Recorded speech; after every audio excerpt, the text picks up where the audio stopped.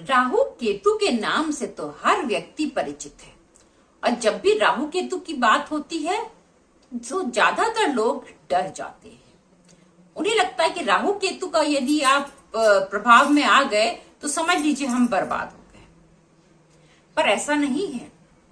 राहु केतु में वो शक्ति होती है कि यदि वो चाहे तो आपको बर्बाद कर सकते हैं और चाहे तो आबाद भी कर सकते हैं। जितना वो दे सकते हैं उतना आपको कोई और ग्रह नहीं दे सकता। बस निर्भर इस बात पे करता है कि वो आपके लिए अच्छे हैं या अच्छे नहीं हैं। कुछ इसमें असर होता है हमारे अपने कर्मों का, इस जन्म के और पूर्व जन्म के जो हमने अपने कर्म संचित किए हैं उससे भी इसका फल मिलता है। बाकी हमारी जो इस समय की परिस्थिति है, जो प्रेजेंट सिचुएशन है, उस प्रेजेंट टाइम में हम अपने कौन से नियम को लागू कर रहे हैं, कैसे रह रहे हैं, हमारा आचार विचार क्या है, हमारी रहने का तरीका क्या है, इस पे भी निर्भर करता है कि राहु केतु आपको कैसा फल दे रहे हैं। आज की वीडियो में हम यही जानेंगे कि हम अपनी रोजमर्रा की जिंदगी में ऐसा क्या बदलाव करें कि राहु हमारे लिए बहुत अच्छा हो जाए, बहुत शुभ फल देने लग जाए और हमारे जो है वो जितने संचित बुरे कर्म हैं उनका प्रभाव भी मिट जाए और हमारे लिए अच्छा समय आ जाए। नमस्कार दोस्तों, मैं अंजलि सक्सेना स्वागत करती हूँ आपका अपने चैनल पर। वीडियो में अंत तक बने रहिएगा। बहुत अच्छे से छोटे छोटे टिप्स हैं जिनको अगर आप फॉलो करते हैं अपने डेली लाइफ में तो राहु आपका बुरा नहीं कर सकते। चलिए वीडियो को शुरू करते हैं। सर्वप्रथम तो पहले जमाने में आपने देखा होगा कि लोग किचन में बैठ के खाना खाया करते थे। ये नियम था, किचन में ही जमीन पे बैठने की व्यवस्था थी, वहां पर लोग खाना खाया करते थे। अब परिवार में ज्यादा लोग साथ में रहते थे और मिलजुल के रहते थे और पैसा कम हो या ज्यादा हो, खुशियां ज्यादा थी, बरकत ज्यादा थी। आजकल पैसा ज्यादा होते हुए भी खुशियां बहुत कम है। तो एक सबसे बड़ा उपाय जो आपको करना है वो ये कि कभी कभी अपने किचन में खाना खाएं। अगर बैठने की जगह नहीं तो खड़े खड़े खाएं, कुछ भी खाएं। ज्यादा कुछ नहीं है तो एक बिस्किट ही खा लें, लेकिन किचन में खड़े होके खाएं।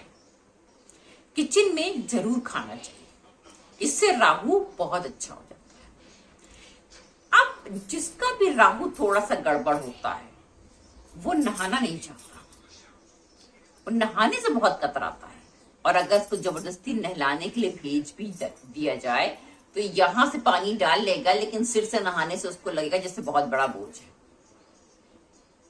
क्योंकि राहु तो सिर होते हैं।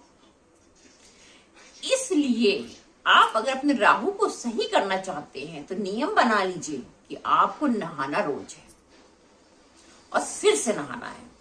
हाँ, लेडीज जो है वो रोज अपना बाल नहीं धोती हैं, कोई बात नहीं, लेकिन मुंह से पूरा नहाए और नहाने से ना कतराएं, साबुन लगा के नहाएं, नहाने से ना कतराएं।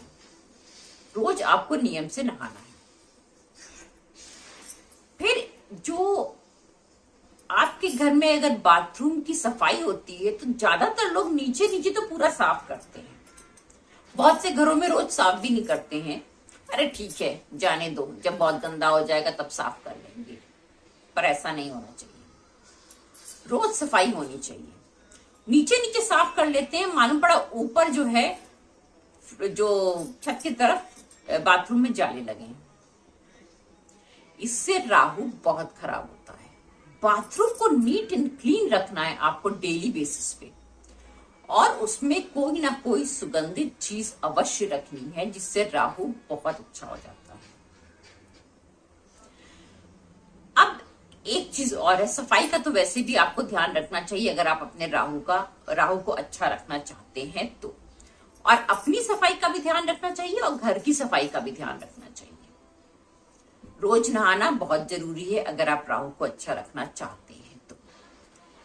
एक और छोटा सा टिप आपको करना चाहिए, आपको कपूर जो है वो प्रत्येक कमरे में रखना चाहिए। एक छोटा सा ढेला कपूर का, जो भीमसेनी कपूर आता है ढेले वाला, वो वाला कपूर असर करता है। वो भीमसेनी कपूर की छोटी सी ढेली जो है वो हर कमरे में कहीं ना कहीं डाल दीजिए। इससे राहु अच्छा हो जाता है, राहु के बुरे प्रभाव नहीं पड़ते हैं। अब जिसका भी राहु खराब होता है उसको किसी ना किसी प्रकार के नशे की लत अवश्य होती है। अब इससे कैसे छुटकारा पाया जाए? इसका एक बहुत अच्छा, बहुत आसान सा उपाय है। जो काल भैरव होते हैं, संडे के दिन जाकर के वहां पर यदि आप शराब का भोग लगा के आते हैं तो आपके नशे, किसी भी प्रकार का नशा हो, एडिक्शन हो, वो छूट जाता है। राहु खराब वाले व्यक्ति को शिवलिंग पर तिल अवश्य अर्पित करना चाहिए।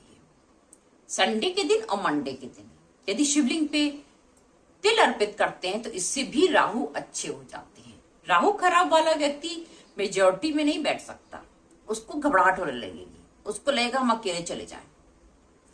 और जिस दिन वो अपने आप में ये ठान लेगा कि नहीं हम मेजॉरिटी में बैठेंगे, राहु अपने आप भाग जाएगा।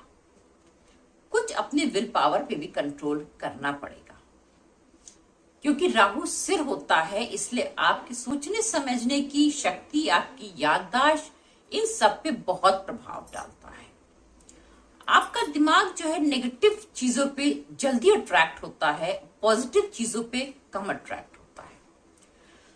अब इसके लिए आपको राहु के उपाय करने होंगे, और खास तौर से शिवलिंग पर यदि आप तिल चढ़ाते रहते हैं तो आपका दिमाग जो है कंट्रोल में आने लग जाएगा, और राहु आपके बुरा नहीं कर पाएंगे किसी प्रकार से, बल्कि आपको राहु अच्छा फल देने लग जाएंगे।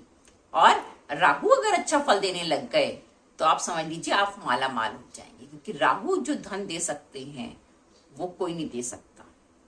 इसलिए राहु को अच्छा कीजिए, अपने घर के भंडारे भरिए, अपने घर में खुशियां लाइए। ये छोटे छोटे टिप्स आप जरूर करिए अगर राहु खराब है तो।